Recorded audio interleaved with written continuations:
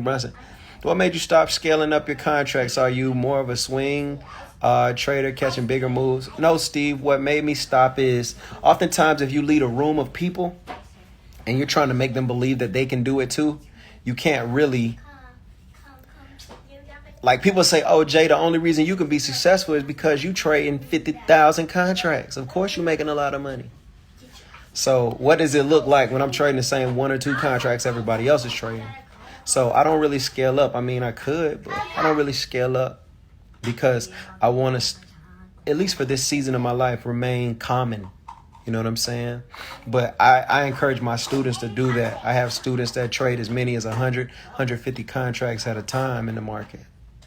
Heavy, super heavy. You know what I'm saying? And but it's really not about the size of contracts or trying to make a lot of money anymore for me, because that's not hard to do. It's trying to convince people that they can do it. That's what I'm working on right now, man. That's a great question, by the way, Steven. Thank you for that question.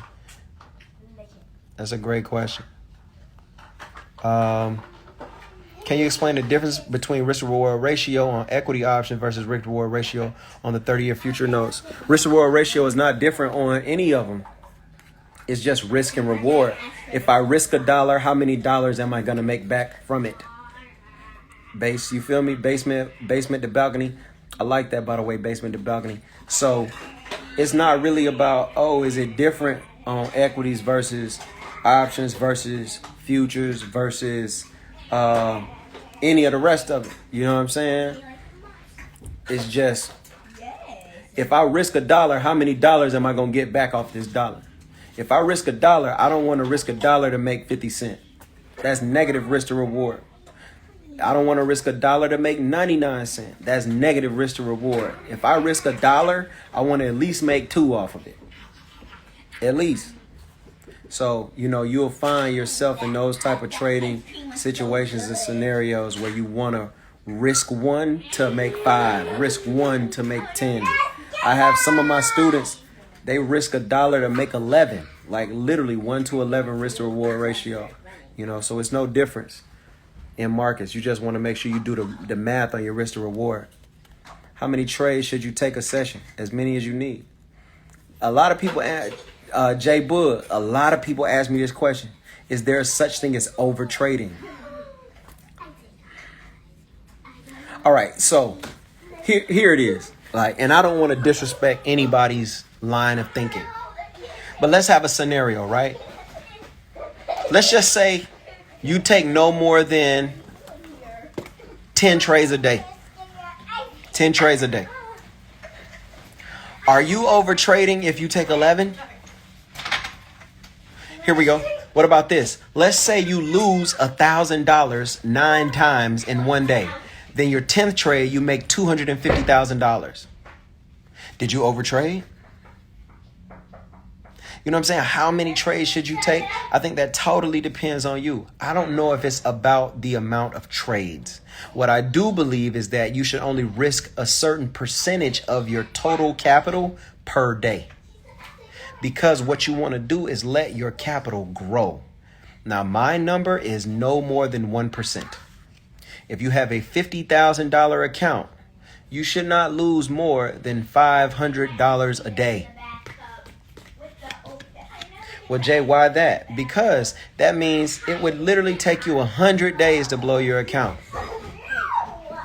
And we just want to do that. Just want to do it right.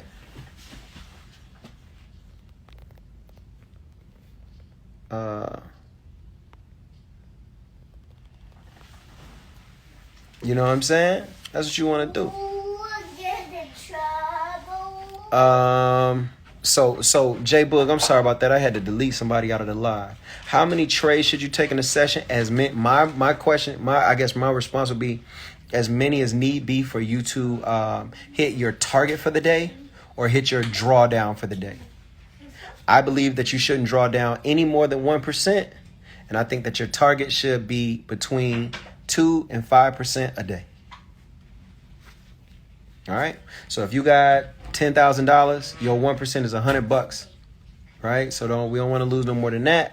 And you might want to make $200-$300 a day. And then, it all depends on you. So say if you got $10,000, you're like, Jay, well, I'm cool with losing $300, $400 in a day. Fantastic. Then what are you cool with making? Well, I'm cool with making $1,000, $1,500 a day. Okay, cool. That means every day, either you lose 400 or you make 1,200. Okay, cool.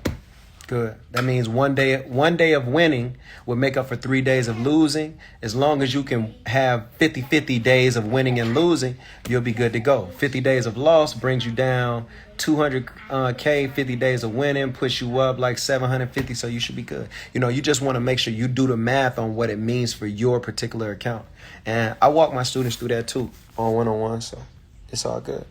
That's a very good question. Ivan says starting capital recommendation, whatever makes you comfortable. I've had students start with as little as $650 and as much as $25,000. So it's all on you. Sync, along with tech analysis, do you use fundamental analysis too? Yeah, but my fundamentals are different from the fundamentals that everybody else teaches. Ed, what's good, boy? What's up, Jay? Okay, what's good, man? I appreciate you, baby.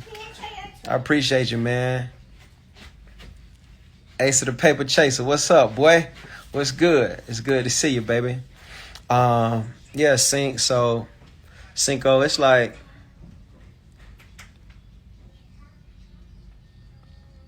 I don't teach people so I can sound smart.